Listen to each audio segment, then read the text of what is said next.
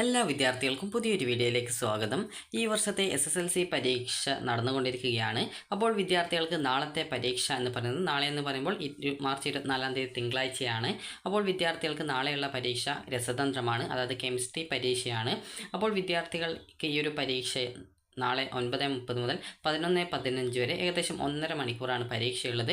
അപ്പോൾ വിദ്യാർത്ഥികൾ രാവിലെ 9 മണിക്ക് തന്നെ സ്കൂളിൽ എത്താനായിട്ട് ശ്രദ്ധിക്കുക. വിദ്യാർത്ഥികൾ പ്രധാനമായിട്ടും ചോദിക്കുന്ന കാര്യമാണ് ഈ ഒരു കെമിസ്ട്രി അല്ലെങ്കിൽ രസതന്ത്രം പരീക്ഷയിൽ നിങ്ങൾക്ക് ജയിക്കാനായിട്ട് എത്ര മാർക്ക് വേണം. അതായത് വിദ്യാഭ്യാസ മന്ത്രി മുമ്പ് പറഞ്ഞിട്ടുണ്ടായിരുന്നു മിനിമം 40 മാർക്കിൻ്റെ വിഷയത്തിൽ 12 മാർക്ക് കിട്ടണം എന്നുള്ളത്. അപ്പോൾ അത് കറക്റ്റായിട്ട് 12 മാർക്ക് തന്നെ വിദ്യാർത്ഥികൾ നേടിയാലാണോ വിദ്യാർത്ഥികൾ ഈ ഒരു പരീക്ഷ ജയിക്കുക എന്നുള്ളത് പല വിദ്യാർത്ഥികളും ചോദിക്കുന്ന പ്രധാനപ്പെട്ട കാര്യമാണ്. അപ്പോൾ വിദ്യാർത്ഥികൾക്ക് ഈ ഒരു വീഡിയോയിൽ SSLCയുടെ ഒരു കെമിസ്ട്രി പരീക്ഷയിൽ എത്ര മാർക്ക് ജയിക്കാൻ വേണം എന്നുള്ളത് നിങ്ങൾക്ക് അറിയാൻ സാധിക്കുന്നതാണ്. അപ്പോൾ വിദ്യാർത്ഥികൾ നാളത്തെ പരീക്ഷ എന്ന് പറയുന്നത് 40 മാർക്കിലാണ് പരീക്ഷ നടക്കുന്നത്. 10 മാർക്ക് ഓൾറെഡി നിങ്ങൾക്ക് CE ഉണ്ട്. അങ്ങനെ ടോട്ടൽ 50 മാർക്കിലാണ് വരിക. അപ്പോൾ വിദ്യാർത്ഥികൾ ശ്രദ്ധിക്കേണ്ട പ്രധാനപ്പെട്ട കാര്യം നിങ്ങളൊരു മിനിമം ഒരു 30 മാർക്കെങ്കിലും വാങ്ങിക്കാനായിട്ട് ശ്രദ്ധിക്കുക. കാരണം നിങ്ങൾക്ക് ഈ ഒരു 30 മാർക്കെങ്കിലും കിട്ടിക്കഴിഞ്ഞാലേ ഒരു A ഗ്രേഡെങ്കിലും കിട്ടുള്ളൂ. അപ്പോൾ വിദ്യാർത്ഥികൾ നേരത്തെ പറഞ്ഞിട്ടുള്ള ആ ഒരു പ്രധാനപ്പെട്ട കാര്യം, അതായത് വിദ്യാഭ്യാസ മന്ത്രി പറഞ്ഞിട്ടുണ്ടായിരുന്നു 40 മാർക്കിൻ്റെ പരീക്ഷയിൽ 12 മാർക്ക് ഉണ്ടെങ്കിലേ വിദ്യാർത്ഥികൾ ജയിക്കുള്ളൂ എന്നുള്ളത്.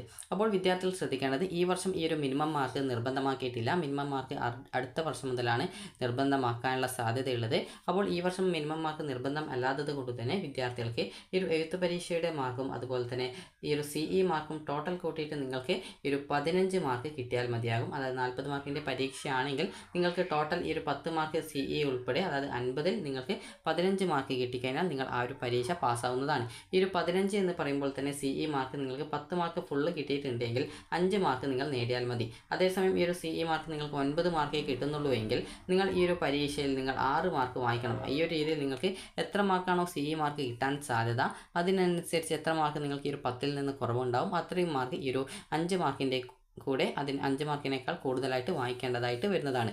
അപ്പോൾ വിദ്യാർത്ഥികൾ ശ്രദ്ധിക്കേണ്ടത് 5 മാർക്ക് കിട്ടിക്കഴിഞ്ഞാൽ, അതായത് 10 മാർക്ക് CE ഉൾപ്പെടെ നിങ്ങൾക്ക് 15 മാർക്ക് കിട്ടും. അപ്പോൾ ഈ ഒരു 15 മാർക്ക് കിട്ടിക്കഴിഞ്ഞാൽ ഇതൊരു D+ ഗ്രേഡാണ് വരിക. അതായത് D+ ഗ്രേഡാണ്. D+ ഗ്രേഡ് എന്ന് പറയുമ്പോൾ ജയിക്കാൻ വേണ്ട ഏറ്റവും കുറഞ്ഞൊരു ഗ്രേഡാണ് D+.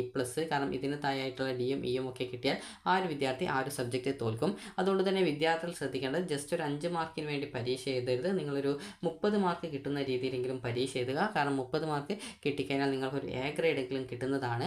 അപ്പോൾ അതുകൊണ്ട് തന്നെ നിങ്ങൾക്ക് ഈ ഒരു 30 മാർക്ക് കിട്ടിക്കഴിഞ്ഞാൽ നിങ്ങൾക്ക് പിന്നീട് ഭാവിയിൽ, അതായത് +1 അഡ്മിഷനൊക്കെ ഉപകാരപ്രദമായിരിക്കും. കാരണം പിന്നീട് സയൻസ് ഗ്രൂപ്പിലൊക്കെ നിങ്ങൾക്ക് അഡ്മിഷൻ കിട്ടണമെങ്കിൽ ഈ ഒരു കെമിസ്ട്രിക്കൊക്കെ നല്ലൊരു മാർക്ക് ഉണ്ട് എങ്കിൽ നിങ്ങൾക്ക് ഈ ഒരു അഡ്മിഷൻ പെട്ടെന്ന് തന്നെ കിട്ടുന്നത് ആയിരിക്കും. അതുകൊണ്ട് തന്നെ വിദ്യാർത്ഥികൾ ശ്രദ്ധിക്കേണ്ടത് ഈ ഒരു 5 മാർക്ക് കിട്ടിക്കഴിഞ്ഞാൽ നിങ്ങൾ D+ കിട്ടി ജയിക്കും. എന്നാൽ നിങ്ങൾക്ക് അഥവാ പരീക്ഷയിൽ നിങ്ങൾ എഴുതിയപ്പോൾ ഒരു 4 മാർക്കൊക്കെ ആയിട്ടുള്ളൂ എങ്കിൽ നിങ്ങൾ ഫെയിൽഡ് ആവാനുള്ള സാധ്യതയുണ്ട്. അതുകൊണ്ട് തന്നെ നിങ്ങൾ ശ്രദ്ധിക്കേണ്ട കാര്യം എന്ന് പറയുന്നത് ഒരു 30 മാർക്ക് കിട്ടുമെന്നുള്ള പ്രതീക്ഷയിൽ ആ ഒരു രീതിയിൽ പരീക്ഷ എഴുതുക. അങ്ങനെയെങ്കിൽ നിങ്ങൾക്കൊരു 30 മാർക്ക് പ്രതീക്ഷിച്ച് നിങ്ങൾ എഴുതുന്ന സമയത്ത് നിങ്ങൾക്ക് മിനിമം ഒരു 20 മാർക്കെങ്കിലും മിനിമം കിട്ടും. അപ്പോൾ അതുകൊണ്ട് തന്നെ നിങ്ങൾ നന്നായിട്ട് പരീക്ഷയ്ക്ക് പഠിച്ചിട്ട് പരീക്ഷ എഴുതുക. അതുപോലെ ഒട്ടും ടെൻഷൻ അടിക്കേണ്ട ആവശ്യമൊന്നുമില്ല.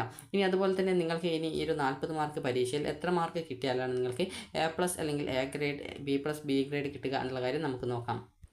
അപ്പോൾ വിദ്യാർത്ഥികൾക്ക് 35 മുതൽ 40 വരെ മാർക്ക് കിട്ടിക്കഴിഞ്ഞാൽ അത് 40 മാർക്കിൻ്റെ പരീക്ഷയിൽ നിങ്ങൾക്ക് ഒരു 35 മുതൽ 40 വരെ മാർക്ക് കിട്ടിയാൽ A+ കിട്ടും. അതുപോലെ 30 മുതൽ 34 വരെ മാർക്ക് കിട്ടിയാൽ A ഗ്രേഡ്, 25 മുതൽ 29 വരെ മാർക്ക് കിട്ടിയാൽ B+ ഗ്രേഡ്, 20 മുതൽ 24 വരെ B ഗ്രേഡ്, അതുപോലെ 15 മുതൽ 19 വരെ C+ ഗ്രേഡും, 10 മുതൽ 14 വരെ C ഗ്രേഡും, 5 മുതൽ 9 വരെ മാർക്ക് കിട്ടിയാൽ D+ ഗ്രേഡുമാണ് കിട്ടുക. അപ്പോൾ ഈ ഒരു D+ ഗ്രേഡ് വരെയാണ് വിദ്യാർത്ഥികൾ ജയിക്കുക. ഇതിന് താഴെ ഈ ഒരു DO EO ഗ്രേഡ് കിട്ടിയാൽ നിങ്ങൾ ആ ഒരു സബ്ജക്റ്റ് തോറ്റതായിട്ട് കണക്കാക്കുന്നത്. അപ്പോൾ അതുകൊണ്ട് തന്നെ വിദ്യാർത്ഥികൾ ശ്രദ്ധിക്കേണ്ട പ്രധാനപ്പെട്ട കാര്യം എന്ന് പറയുന്നത് നിങ്ങളൊരു 30 മാർക്കിനും 34 മാർക്കിനും ഇടയിൽ മാർക്ക് കിട്ടുന്ന രീതിയിൽ പരീക്ഷ മിനിമം എഴുതുക. അങ്ങനെയെങ്കിൽ നിങ്ങൾക്കൊരു A ഗ്രേഡെങ്കിലും കിട്ടുന്നതാണ്. നന്നായി പഠിക്കുന്ന വിദ്യാർത്ഥികൾ ശ്രദ്ധിക്കേണ്ടത് എല്ലാ ക്വസ്റ്റ്യൻസിനും, അതായത് അറിയാവുന്ന ക്വസ്റ്റ്യൻസ് ആദ്യം എഴുതുക, അറിയാത്ത ക്വസ്റ്റ്യൻസ് അവസാനത്തോട്ട് എഴുതുക. അതായത് നിങ്ങൾ അറിയുന്ന ക്വസ്റ്റ്യൻസ് എഴുതിയ ശേഷം പിന്നീട് ആ ഒരു അറിയാത്ത ക്വസ്റ്റ്യൻസിൻ്റെ ആൻസർ കൂടി ചെയ്യുക.